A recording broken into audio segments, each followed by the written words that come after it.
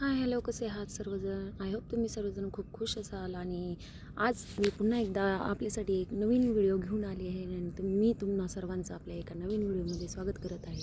जर आजच्या दिवसाची सुरुवात खूप अशी सुंदर झालेली आहे. पाखरांचा चिवचिवाट, किलबिलाट आणि सुंदर असा सूर्योदय या वातावरणात कोणाचंही मन अगदी सुंदर आणि प्रसन्न होईल. तर आजचा व्हिडिओ खूप स्पेशल आहे. तर आजचा व्हिडिओमध्ये मी तुम्हाला दाखवणार आहे भोगी आणि संक्रांती स्पेशलचा हा व्हिडिओ आहे. तर सर्वांना माझ्याकडून तुमच्या परिवाराला मकर संक्रांतीच्या खूप खूप शुभेच्छा. आणि या सणासोबतच आपल्या मनातील नकारात्मक विचार बाहेर टाकून आपल्या सर्वांच्या मनामध्ये आपुलकीची भावना निर्माण करून सर्वांनी एकमेकांसोबत आनंदाने आणि सुखाने सर्वांनी एकमेकांसोबत वागलं तरच नक्कीच सर्वांचा फायदा होईल.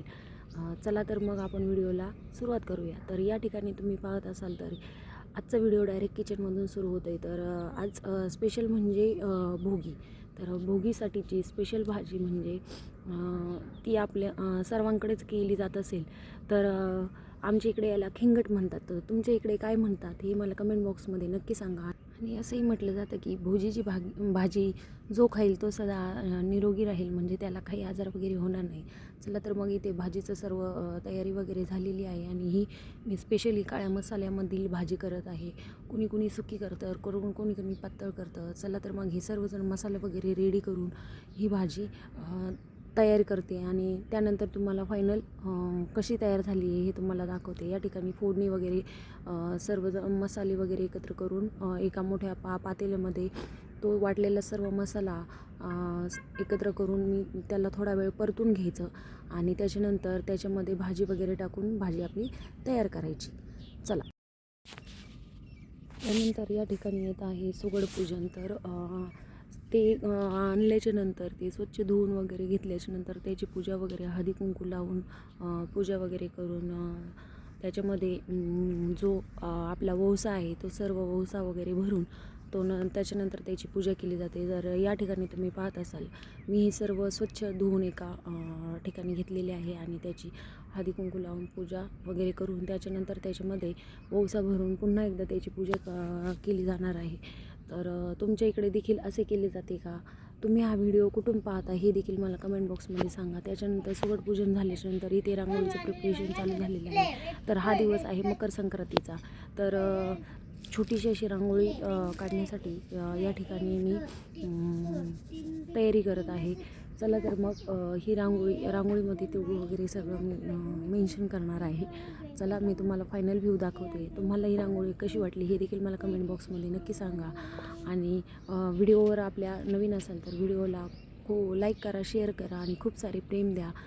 रांगोळी वगैरे सर्व काढून झाल्याच्यानंतर या ठिकाणी मी वौसा करण्यासाठी बसलेली आहे. तर या ठिकाणी सर्व भाज्या वगैरे सगळ्या आधी एकत्रितपणे करून त्यानंतर ते सगळं मिक्स करून त्यानंतर ते त्या सुगडमध्ये भरून त्याची सगळी पूजा केली जाणार आहे.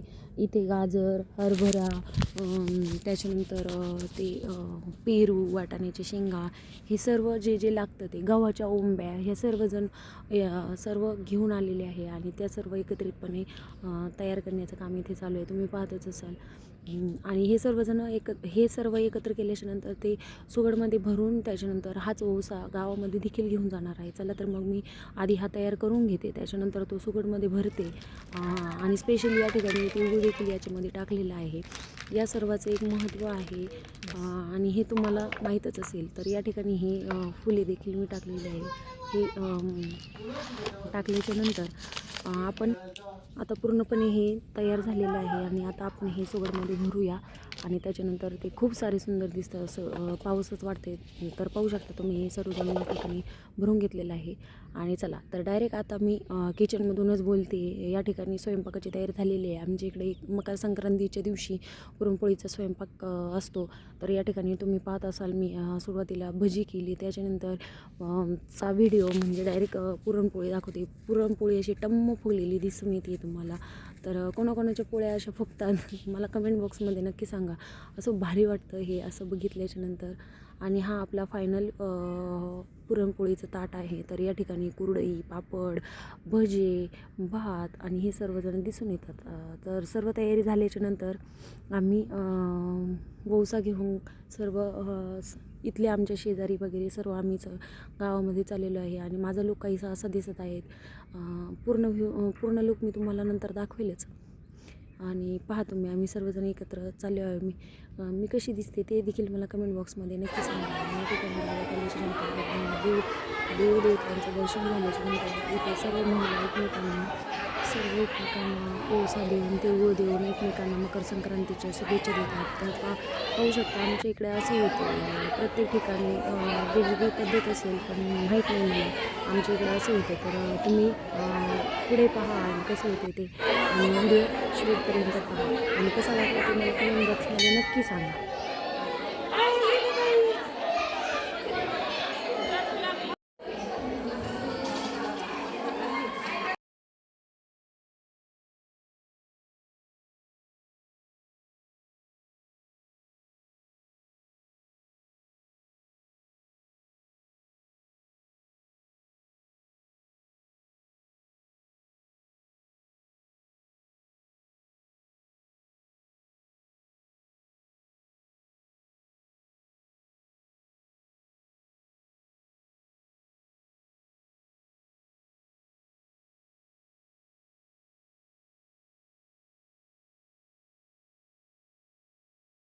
आणि संध्याकाळच्या सुंदर अशा सूर्यास्तासोबत आजचा दिवस हा संपत आहे. आणि तुम्हाला अजून एकदा मकर संक्रांतीच्या माझ्याकडून आणि माझ्या परिवाराकडून खूप खूप शुभेच्छा. तिळगुळ घ्या, गोड गोड बोला.